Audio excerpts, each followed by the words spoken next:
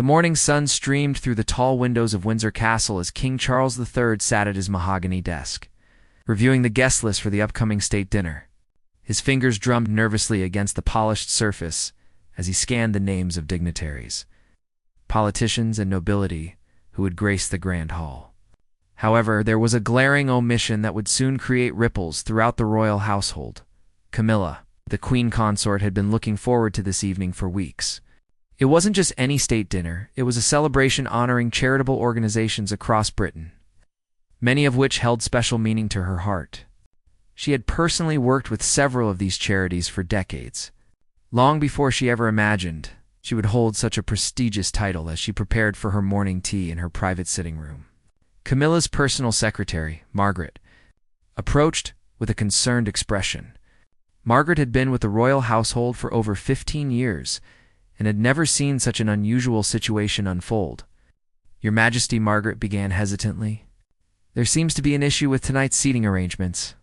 I've received the final guest list from His Majesty's office, and I'm afraid there's been an oversight." Camilla looked up from her correspondence, her reading glasses perched on her nose. She had been responding to letters from various charity patrons, each one expressing their excitement about the evening's celebration. The irony of the moment would soon become apparent. "What sort of oversight, Margaret?" Camilla asked, setting down her fountain pen.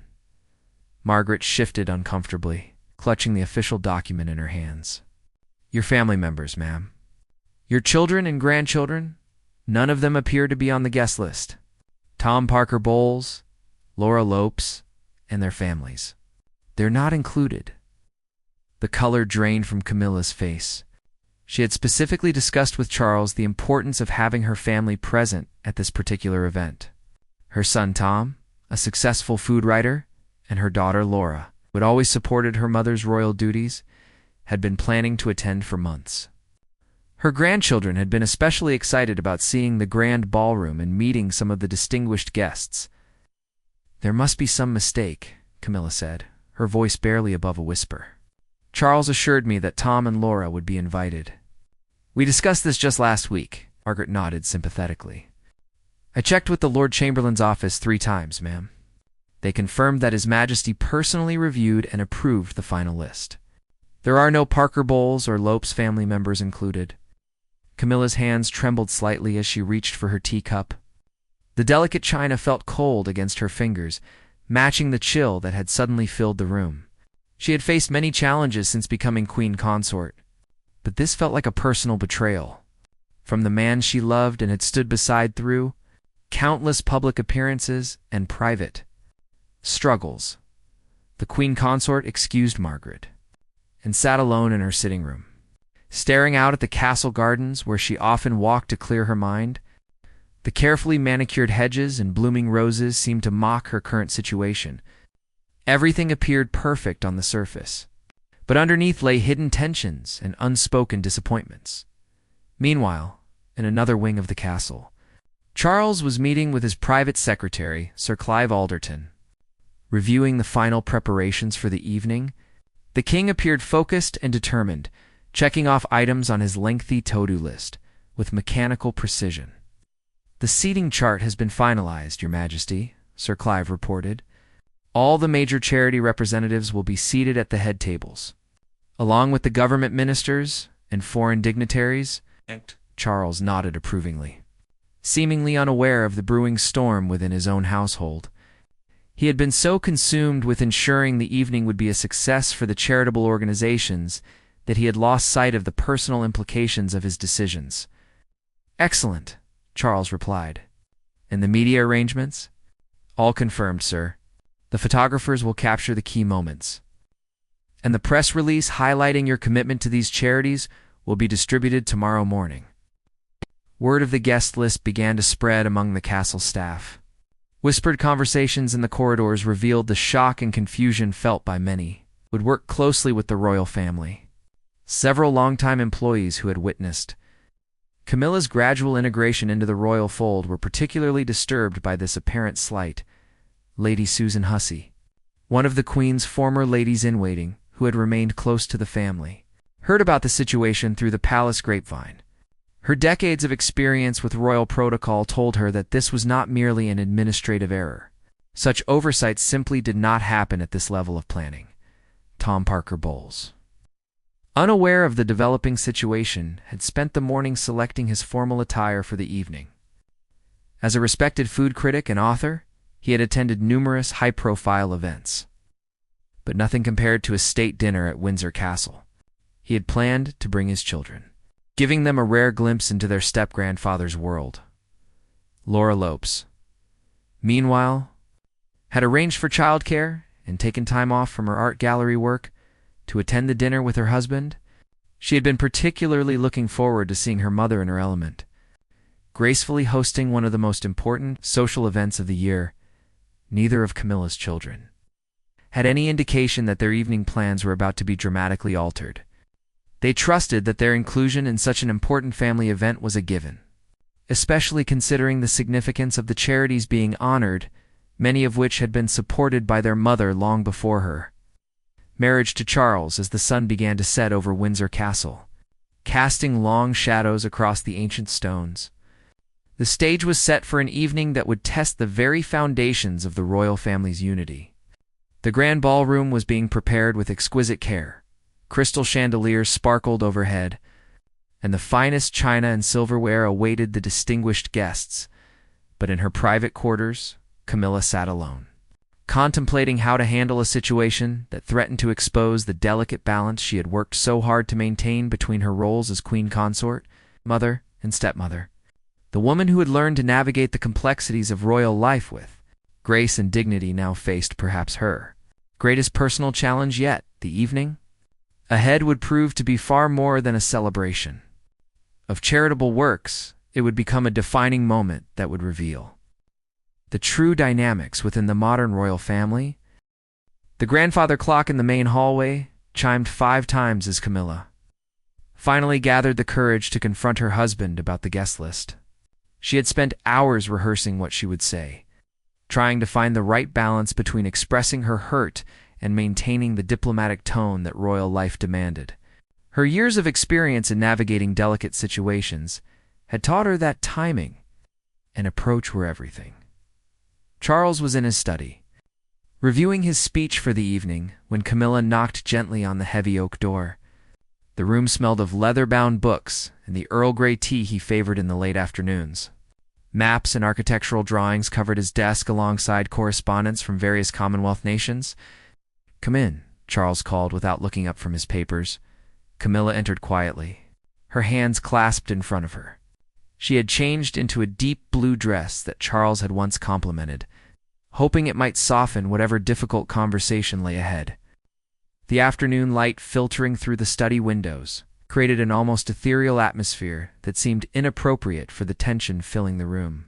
"Charles," she began carefully, "I need to discuss tonight's arrangements with you." The king finally looked up, his reading glasses sliding down his nose. He could immediately sense the gravity in his wife's tone and set his papers aside, giving her his full attention. After years of marriage, he had learned to read the subtle changes in her demeanor. "Is there a problem with the dinner preparations?" he asked, genuinely puzzled. Camilla took a deep breath before continuing. "Tom and Laura aren't on the guest list. Neither are any of my grandchildren. I was hoping you could explain why they've been excluded from such an important family event." Charles's face showed genuine surprise, followed quickly by what appeared to be calculated consideration.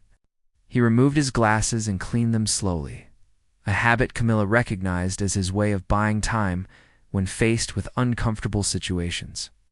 "The guest list was necessarily limited," he said finally.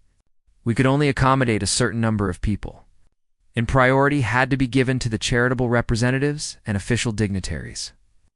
"But Charles," Camilla's voice remained steady, despite the emotion building within her, "you promised me that my children would be included. We discussed this specifically. This dinner is celebrating charities that I've supported for years, many of them since before we were married. Tom and Laura have been part of that journey." The king stood and walked to the window, his hands behind his back, in a pose that had become familiar to the British public through countless official photographs. The gesture usually conveyed authority and contemplation, but in this intimate setting, it felt like a wall being erected between them. "I understand your disappointment," he said without turning around. "But sometimes difficult decisions must be made for the greater good of the occasion." Camilla felt a chill run through her that had nothing to do with the castle's ancient stone walls. The phrase greater good had been used before in their relationship. Often when Charles's royal duties took precedence over their personal life, but this felt different. More deliberate, more personal. "The greater good," she repeated, her voice barely concealing her growing anger. "Charles, these are my children we're talking about. Your stepchildren. How is excluding my family possibly for the greater good?" The silence that followed seemed to stretch forever. Outside the window, gardeners continued their work, trimming hedges and tending to the roses that would provide a beautiful backdrop for the evening's festivities. Their peaceful activity contrasted sharply with the storm brewing inside the castle walls. Meanwhile, in the staff quarters, the tension was palpable among the household employees. Mrs. Henderson, the head housekeeper who had served the royal family for over 20 years, was visibly upset as she supervised the final preparations. She had watched Camilla's children grow up through their occasional visits and had seen how hard the queen consort worked to blend their families. "It's not right," Mrs. Henderson whispered to her assistant as they arranged flowers in the main corridor. "Those children have been nothing but respectful and supportive. Master Tom even wrote that lovely article about the castle's kitchens for his food magazine last year." The ripple effects of the exclusion were being felt throughout the castle. Prince William and Catherine had arrived earlier in the day for the dinner and had immediately noticed the absence of Camilla's family from the guest list. William, who had developed a cordial relationship with Tom and Laura over the years, was particularly surprised by the omission. Father William approached Charles in the blue drawing room where the king was reviewing the evening's protocol. "I noticed that Camilla's children aren't attending tonight. Is everything all right?" Charles's jaw tightened slightly, a telltale sign that William recognized from years of observing his father's moods. "The guest list was finalized based on official requirements," Charles replied curtly. "Not every family gathering can include extended family members." William raised an eyebrow at the phrase extended family, knowing that his father's relationship with Camilla's children had generally been positive, if not warm. He chose not to press the issue further, but made a mental note to speak with Catherine about the situation later. Back in her sitting room, Camilla was trying to compose herself before the evening's events began. She had called Margaret back in to help her choose jewelry for the dinner, but her mind was clearly elsewhere. The queen consort had always prided herself on her ability to maintain composure in public, but tonight would test that skill more than any state visit or official ceremony ever had. "Perhaps the sapphire necklace, ma'am," Margaret suggested gently, holding up an exquisite piece that had been a wedding gift from Charles. Camilla looked at the necklace and felt a wave of irony wash over her. The very jewelry that symbolized her union with Charles now seemed to mock the current situation. She nodded absently, allowing Margaret to fasten the clasp. While her thoughts wandered to phone calls she would need to make to Tom and Laura the most painful. Part was knowing that her children had been looking forward to this event for weeks. Tom had even adjusted his work schedule to accommodate the dinner, and Laura had purchased a new dress specifically for the occasion. Now Camilla faced the humiliating task of explaining why they were no longer welcome at an event celebrating causes they had supported was alongside their mother for years. As Margaret finished with the necklace, Camilla caught sight of herself in the mirror. The woman looking back at her was impeccably dressed and perfectly groomed, every inch the queen consort. But behind the polished exterior, she could see the hurt and confusion that threatened to overwhelm her carefully maintained composure. The sound of cars arriving in the castle courtyard signaled that the first guests were beginning to arrive. Soon, Camilla would need to transform into her public persona, graciously welcoming charity representatives and dignitaries, while pretending that her personal world hadn't just been shaken to its core. She closed her eyes for a moment, drawing on the inner strength that had carried her through decades of public scrutiny and personal challenges. Tonight would require every ounce of that strength. As she prepared to stand beside her husband and smile for the cameras while her heart was breaking inside, The grand ballroom at Windsor Castle had never looked more magnificent. Crystal chandeliers cast a warm glow over the assembled guests, their light dancing off the polished silverware and delicate china that adorned each perfectly set table. The finest flowers from the castle gardens created centerpieces that filled the air with their subtle fragrance, while the gentle murmur of distinguished conversations created an atmosphere of refined elegance. Camilla stood at the entrance to the ballroom, greeting guests with the practiced grace that had become second nature during her years as queen consort. Her sapphire necklace caught the light as she moved, and her smile never wavered as she welcomed charity representatives, government officials, and foreign dignitaries. To any observer, she appeared to be the perfect royal hostess, completely in her element, but those who knew her well could detect the subtle signs of distress beneath her polished exterior. Margaret, who had positioned herself nearby to assist with introductions, noticed the slight tension in Camilla's shoulders and the way her smile didn't quite reach her eyes. The queen consort's responses to guests were cordial but mechanical, lacking the genuine warmth that usually characterized her public appearances. Tom Parker Bowles had been getting dressed for the evening when his mother's phone call came. He had just finished adjusting his bow tie and was helping his daughter with her hair when his mobile rang. The conversation was brief and painful, with Camilla struggling to maintain her composure as she explained that there had been a change in arrangements and that the family would not be attending after all. "I don't understand." "Ma'am," Tom said, sinking into his bedroom chair. "What kind of change?" "We've been planning this for weeks." Camilla's voice was strained as she tried to find words that wouldn't reveal the full extent of her hurt and embarrassment. There were space limitations that weren't apparent until the final guest count was completed. "I'm so sorry, darling. I know how much you were looking forward to this." Tom wasn't fooled by his mother's diplomatic explanation. He had spent enough time around royal circles to understand that guest lists for such events were meticulously planned months in advance. Space limitations didn't suddenly appear on the day of a state dinner. Something else was happening, something his mother wasn't telling him. Meanwhile, Laura Lopes received a similar call at her home in Wiltshire. She had been putting the finishing touches on her makeup when her phone rang, and the conversation left her sitting stunned at her dressing table. Her husband, Harry, found her there 20 minutes later, still holding the phone and staring at her reflection in disbelief. "What's wrong?" Harry asked, immediately sensing that something significant had happened. "We're not going," Laura said quietly. "Mum just called. Apparently, there's no room for us at the dinner anymore." Harry frowned, knowing his wife well enough to understand that there was more to this story than a simple space issue. Laura had always been diplomatic about the challenges of having a mother married to the king, but this situation clearly went beyond normal royal protocol complications. Back at Windsor Castle, the evening's events continued to unfold with clockwork precision. Charles moved through the receiving line with his usual dignity, shaking hands and engaging in brief conversations with each guest. He appeared completely focused on his hosting duties, showing no signs of the earlier confrontation with his wife or any awareness of the emotional turmoil surrounding him. Prince William and Catherine had taken their positions in the receiving line, but William found himself distracted by his stepmother's demeanor. He had always respected Camilla's ability to handle difficult situations with grace, but tonight something seemed different. During a brief lull between guests, he leaned closer to her.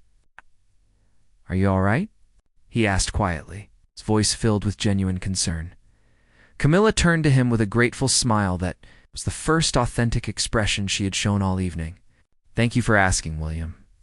It's just been a rather challenging day." William nodded understandingly, making a mental note to speak with his father after the dinner. As someone who had experienced his own share of family complications in the public eye, he recognized the signs of personal crisis beneath royal composure. The dinner proceeded with its usual formal splendor.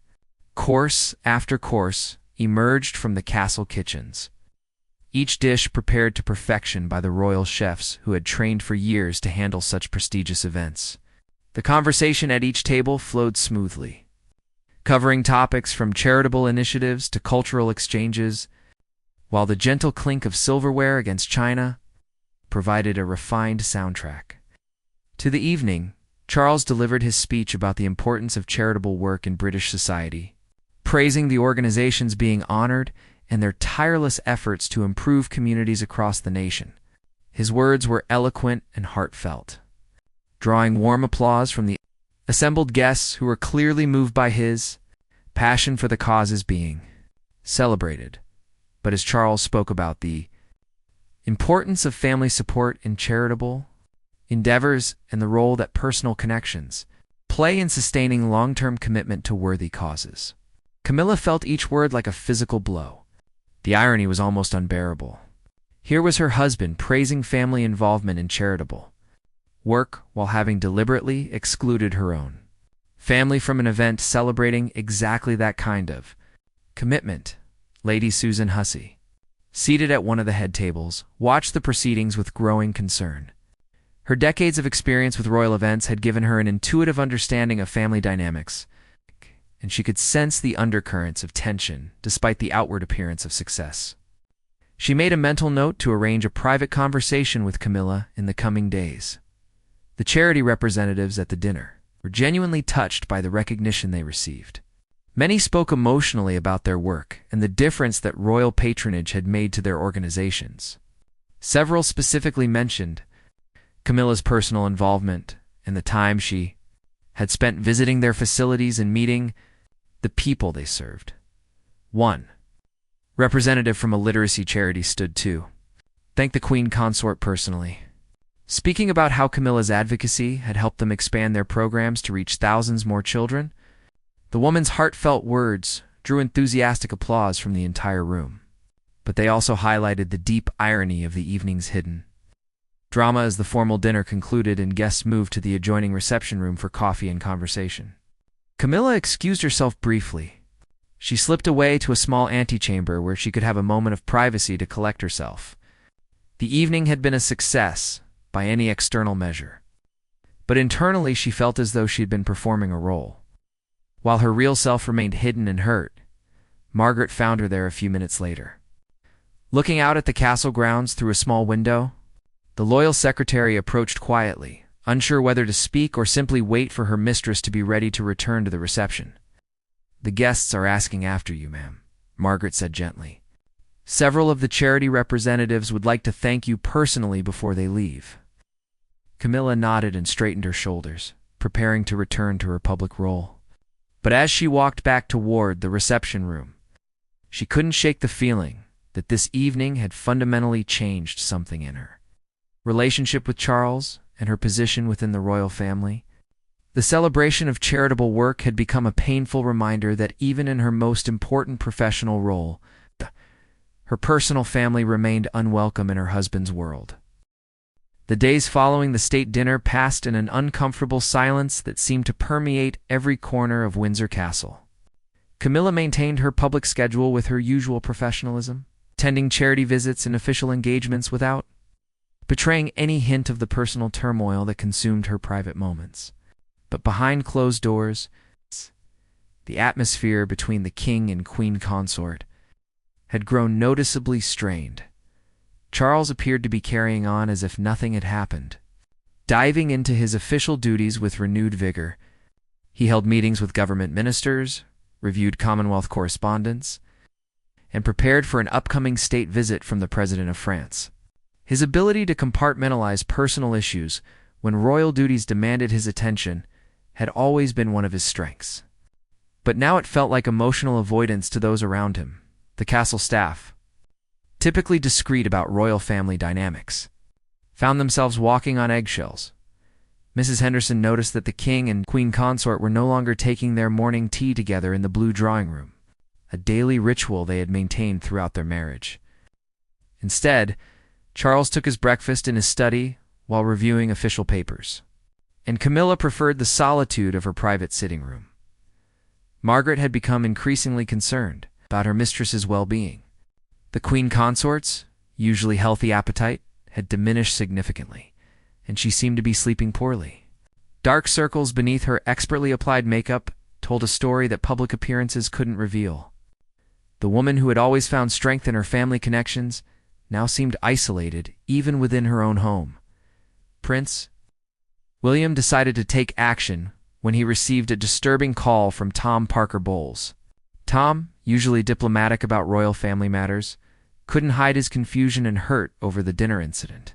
The conversation prompted William to request a private meeting with his father, something he rarely did unless circumstances were particularly serious. The meeting took place in the king's private study on a gray Thursday morning. Charles was reviewing architectural plans for a proposed sustainable housing project when William knocked on the door. The Prince of Wales entered with the purposeful stride that indicated he had something important to discuss. Father William began without his usual pleasantries. "I think we need to talk about what happened at the charity dinner." Charles looked up from his papers with a slight frown, clearly not welcoming this conversation. The dinner was a tremendous success. The charities raised significant funds and awareness for their causes. "That's not what I'm referring to, and you know it," William replied firmly. "I'm talking about Camilla's family being excluded from the guest list at the last minute. Tom called me yesterday. He's genuinely confused and hurt, and frankly, so am I." The king set down his pen and leaned back in his chair, his expression becoming defensive. "Guest list decisions are made based on protocol and space considerations. I'm surprised you're questioning official arrangements." William moved closer to his father's desk, his voice remaining respectful but determined. "This wasn't about protocol, Father. Camilla's children have attended royal events before without any issues. Tom and Laura have been nothing but supportive of your marriage and respectful of their role within the family. So why exclude them from an event celebrating charities that their mother has supported for decades?" The question hung in the air between them, and for a moment, Charles seemed genuinely taken aback by his son's directness. The Prince of Wales had inherited his grandmother's ability to cut through diplomatic language when necessary, and he clearly wasn't going to be satisfied with evasive answers. "Sometimes," Charles said finally, "difficult decisions must be made to maintain appropriate boundaries between personal relationships and official responsibilities." William stared at his father with growing disbelief. "Appropriate boundaries? Father, Camilla is your wife. Tom and Laura are your stepchildren. At what point did including your own family at a royal event become inappropriate?" Meanwhile, Catherine had taken it upon herself to reach out to Camilla directly. The two women had developed a warm relationship over the years, bonded partly by their shared experience of marrying into the royal family as outsiders. Catherine understood better than most the challenges of balancing personal relationships with royal expectations. They met for tea at Clarence House, away from the formal atmosphere of Windsor Castle. Catherine arrived early and was waiting in the morning room when Camilla entered, looking more fragile than Catherine had ever seen her. The queen consort's usually impeccable styling couldn't quite disguise the emotional exhaustion that seemed to weigh on her shoulders. "Thank you for coming," Camilla said as she settled into her favorite armchair. "I know you must be busy with your own engagements." Catherine poured tea for both of them, taking time to choose her words carefully. "Camilla, I hope you know that William and I were shocked by what happened at the dinner. We had no idea that Tom and Laura weren't going to be there until we arrived and saw the seating arrangements." Camilla's composure wavered slightly at Catherine's kindness. "It's complicated, Catherine. Charles seems to believe that maintaining certain separations is necessary for the institution. But surely not when it comes to your own children," Catherine responded gently. "They've been part of your life throughout your entire relationship with Charles. Why would that change now?" The question prompted Camilla to share details about her conversation with Charles before the dinner, including his insistence that the exclusion was for the greater good.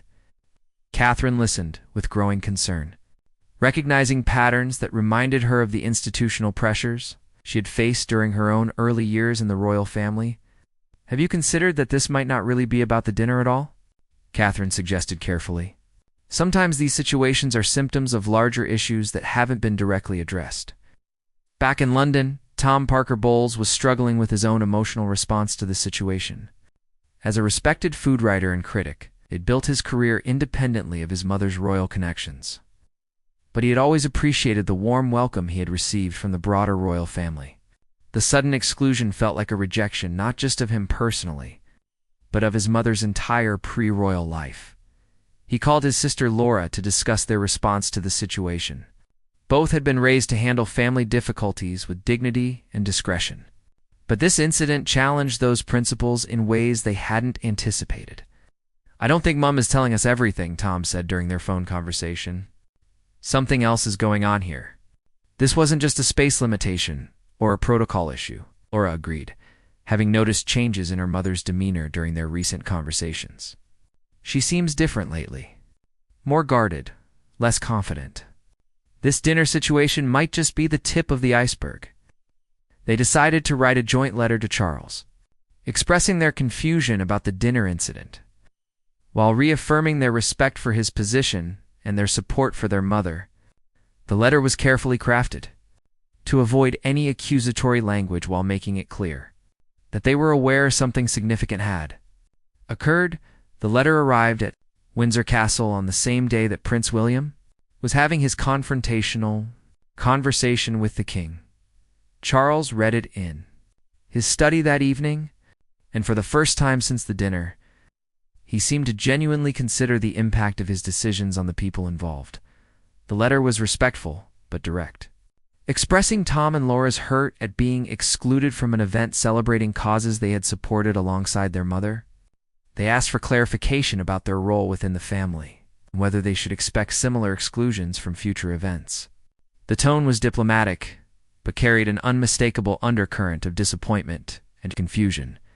As Charles finished reading the letter, he realized that his attempt to maintain what he saw as appropriate institutional boundaries had created a crisis that extended far beyond a single dinner party. The decision that had seemed logical and necessary in the abstract had caused real pain to people he genuinely cared about, and had created tensions within his own household that threatened the harmony he had worked so hard to build with Camilla. The revelation came during an unexpected conversation between Charles and his longtime private secretary, Sir Clive Alderton. What started as a routine briefing about upcoming engagements gradually evolved into a deeper discussion about the tensions that had been building within the royal household since the charity dinner. Sir Clive, who had served the royal family for decades, possessed the rare combination of complete discretion and unwavering honesty that made him one of Charles's most trusted advisors. "Your Majesty." Sir Clive began carefully as he concluded his briefing about the French state visit preparations. "I hope you won't mind my speaking frankly about a delicate matter." Charles looked up from the documents he had been reviewing, sensing the gravity in his secretary's tone. "Please, speak freely." "Clive, your counsel has always been valuable to me. There's been considerable discussion among the household staff about the recent guest list decisions," Sir Clive said diplomatically. "The exclusion of the Queen Consort's family from the charity dinner has caused some confusion and concern among those who have worked closely with both families over the years." Charles set down his pen and leaned back in his chair, his expression becoming guarded. "Guest list decisions are made according to protocol and necessity. I'm surprised that staff members would presume to question such arrangements." Sir Clive had anticipated this defensive response and continued carefully. "Of course, sir. However, I've been approached by several members of the household who are genuinely confused about the protocols that would necessitate such exclusions. They remember previous events where Master Tom and Miss Laura attended without any complications or concerns." The conversation continued for nearly an hour, with Sir Clive gently probing the reasoning behind Charles's decision, while maintaining complete respect for the king's authority. What gradually emerged was a picture of deeper concerns that Charles had been harboring about the integration of Camilla's family into official royal life. Charles finally admitted, there had been suggestions from certain quarters that the Parker Bowles' presence at official events sends the wrong message about royal family priorities. Some advisors have expressed concern that too much integration might blur the lines between official royal duties and personal family relationships. Sir Clive raised an eyebrow at this revelation. "May I ask which advisors have expressed these concerns, Your Majesty?" Charles hesitated before answering, and in that hesitation lay the beginning of his understanding of the mistake he had made. The advisors in question were relatively new to their positions and lacked the historical perspective that might have informed their counsel. They had focused on abstract concepts of institutional purity without considering the human cost of their recommendations. Meanwhile, at her cottage in Wiltshire, Laura Lopes was having her own moment of clarity. She had been reflecting on the dinner incident and its broader implications when she received a phone call from her stepbrother, Prince Harry.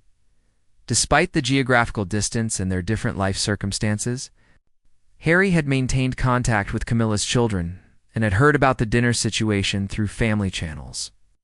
"Laura," Harry said without preamble, "I heard about what happened with the charity dinner. I wanted you to know that Megan and I think it's completely wrong." The conversation that followed revealed Harry's perspective on the institutional pressures that had shaped his own decisions about royal life. He spoke candidly about the ways that palace advisors could influence family relationships, often with unintended consequences that reverberated far beyond their original scope. "The thing about palace advisors," Harry explained, "is that they sometimes forget that we're people first and royal symbols second. When they start treating family relationships as strategic decisions, everybody gets hurt." Laura found Harry's insights particularly valuable because of his unique position as someone who had experienced both the benefits and the costs of royal family membership.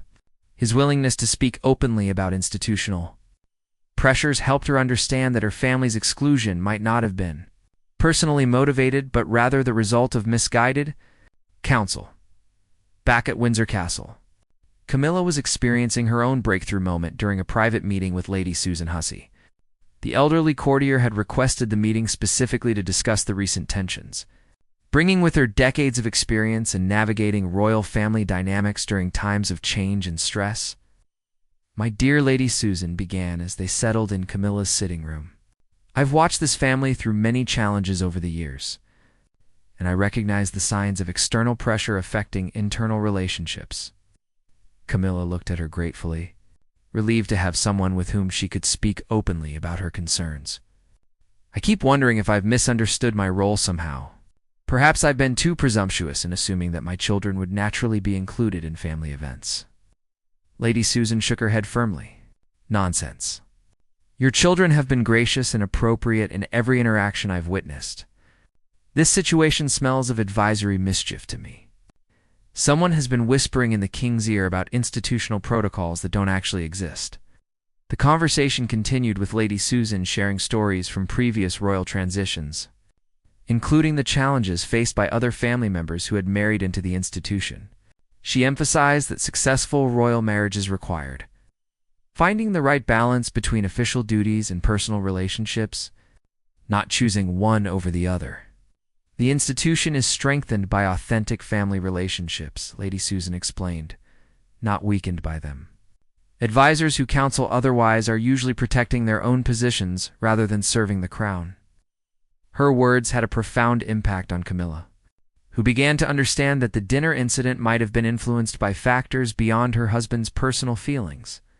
For the first time since the charity dinner, she felt a glimmer of hope that the situation might be more complicated than a simple rejection of her family. That evening, Charles found himself alone in his study, surrounded by the accumulated wisdom of centuries of royal correspondence and historical documents.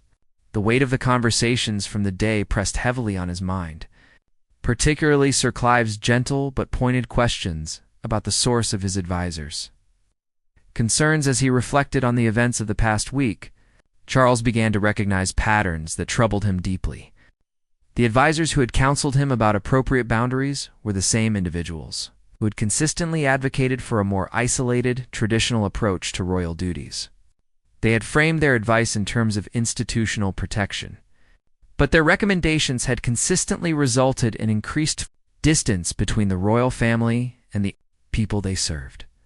The king realized that in his eagerness to prove himself worthy of the crown he had inherited, he had perhaps been too receptive to counsel that emphasized separation over connection.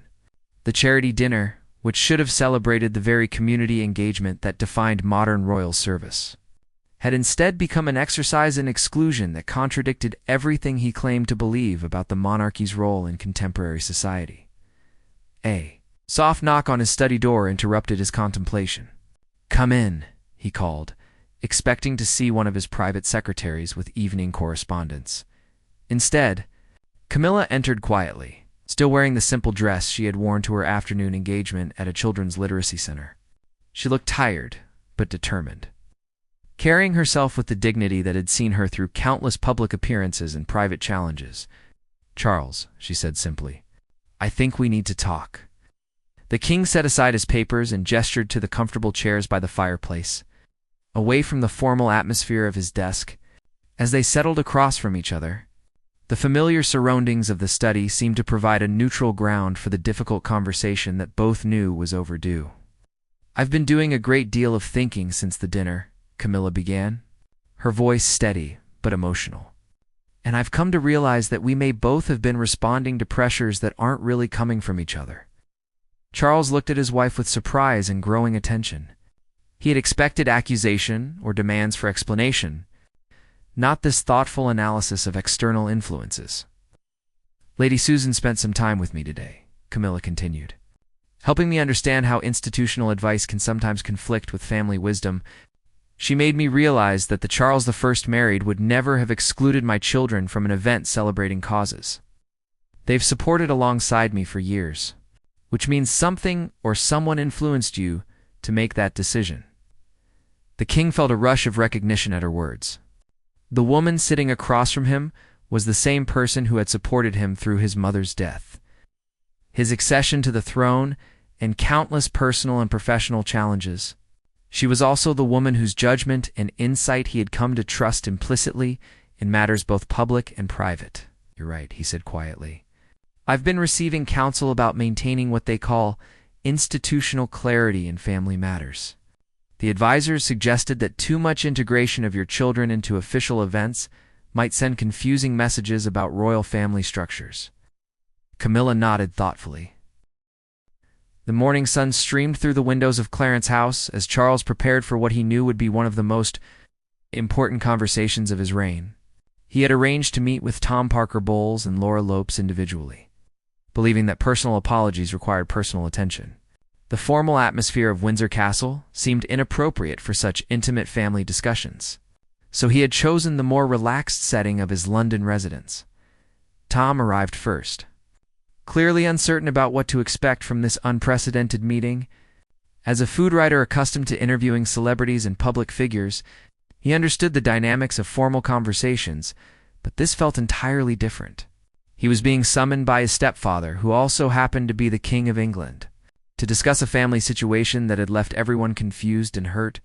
Charles greeted Tom personally at the door, a gesture that immediately set a more informal tone than their usual interactions. The king was dressed casually in a tweed jacket and open-neck shirt, looking more like the man who had married his mother than the monarch who appeared on official occasions. "Tom," Charles began as they settled in his study, "I owe you an explanation and an apology for what happened with the charity dinner invitation." Tom listened as Charles carefully explained the circumstances that had led to the guest list decision, including the misguided advice he had received about maintaining institutional boundaries.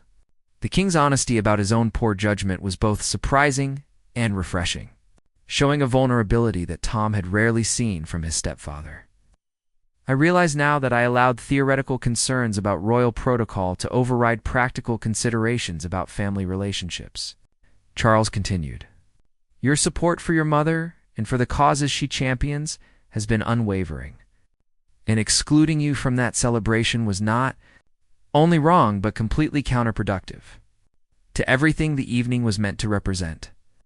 Tom felt a mixture of relief and renewed respect for Charles as the conversation continued. The man sitting across from him was taking full responsibility for a decision that had caused real pain, without making excuses or deflecting blame onto his advisors. "I appreciate your honesty," Tom replied. "But I have to say that the most difficult part wasn't the exclusion itself, but not understanding why it had happened. Mom was clearly upset, but she was trying to protect your position by not explaining the full situation to us." Charles nodded gravely, recognizing another layer of damage that his decision had caused. By putting Camilla in the position of having to make excuses for his choices, he had forced her to choose between honesty with her children and loyalty to their marriage. The conversation with Laura later that afternoon followed a similar pattern, but her perspective, as an art gallery owner, brought additional insights to the discussion. Laura had always been particularly sensitive to the visual messages sent by public events, and she helped Charles understand how the exclusion might have appeared to outside observers. The charity dinner was widely covered in the press, Laura explained, and several journalists specifically noted that Camilla's children weren't present. Some speculation began about family tensions or protocol changes.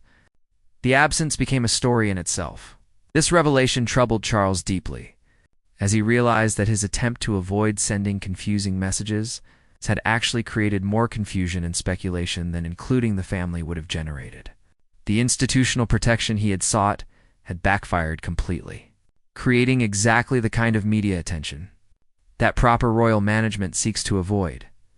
Both conversations concluded with Charles extending personal invitations to Tom and Laura for the upcoming Christmas celebrations at Sandringham, making it clear that their inclusion in family events was not only welcome but expected. He also asked for their patience as he worked to better balance institutional advice with family wisdom and future decisions. The real test of the family's healing came a month later during the annual Christmas gathering at Sandringham. The Norfolk estate had always been the setting for the royal family's most relaxed and intimate celebrations, and this year carried particular significance as everyone watched to see how the charity dinner incident would affect family dynamics. Camilla arrived at Sandringham with visible nervousness, uncertain about how the extended family would react to the recent tensions. She had always worked hard to maintain harmony between Charles's children and grandchildren and her own family, and the dinner incident had threatened that careful balance. But as the Christmas Eve celebrations unfolded, it became clear that the crisis had actually strengthened rather than weakened family bonds. Prince William made a point of engaging warmly with Tom and Laura, while Catherine ensured that their children were included in all the traditional Christmas activities. The younger generation seemed completely unaffected by adult tensions, playing together with the unselfconscious joy that characterized royal family gatherings at their best. The most meaningful moment came during the traditional Christmas Eve dinner when Charles stood to address the assembled family. Instead of the formal toast that usually marked such occasions, he spoke personally about the importance of family relationships in supporting royal duties rather than competing with them. This year has reminded me that the strength of the institution we serve comes not from rigid adherence to abstract protocols, Charles said, looking directly at Camilla and her children, but from the authentic relationships and genuine commitments that give meaning to our public roles. He went on to acknowledge that he had made mistakes in trying to separate his personal and official responsibilities when the most effective royal service came from integrating them thoughtfully rather than artificially dividing them. The speech was warmly received by the entire family, but the most important response came from Camilla herself, whose radiant smile showed the relief and happiness of someone whose deepest concerns had finally been addressed and resolved. As the Christmas celebrations continued over the following days, a new family dynamic emerged that was stronger and more honest than what had existed before. The charity dinner crisis had forced difficult conversations that might otherwise have been avoided, creating clearer understanding about expectations and boundaries for everyone involved. Tom and Ed. Laura found themselves more comfortable in their roles as the Queen Consort's children, understanding better how to support their mother while respecting the unique demands of royal life. Charles, meanwhile, had learned to question advisory council more carefully, particularly when it conflicted with the family values that had guided his most successful personal relationships. The incident also strengthened Charles and Camilla's marriage by demonstrating their ability to work through serious disagreements while maintaining mutual respect and affection. They had faced a crisis that could have created lasting damage, but their commitment to honest communication and shared values had ultimately made their relationship more resilient. Most importantly, the resolution of the charity dinner situation established new precedents for how the modern royal family would handle the integration of blended family relationships with official duties, rather than seeing such integration as a complication to be managed. They learned to embrace it as a source of strength that made their public service more authentic and meaningful. A woman who had once felt excluded and uncertain about her place in the royal family now stood confidently as queen consort, knowing that her entire family was welcomed and valued. The king, who had almost damaged his most important personal relationships in service of misguided institutional advice, had learned to trust his own judgment about family matters while still fulfilling his official responsibilities with complete dedication. And in the end, the charity dinner that had caused so much pain became the catalyst for positive changes that strengthened both the royal family and the institution they served.